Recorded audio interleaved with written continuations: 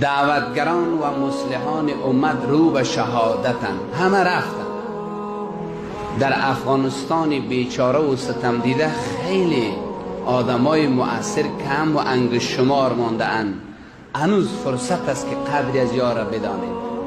یک روز شود چشم درد شوی، منتظر باشی که یک وضعیت شود که یک نیم ساعت به دعوت یک عالم در جمعه بنشینم، ولی این فرصت به خوابم نبین.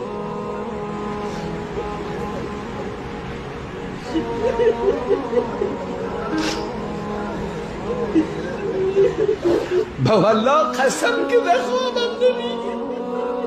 ما هنگام کف بکف بیماری اما سودی ببست.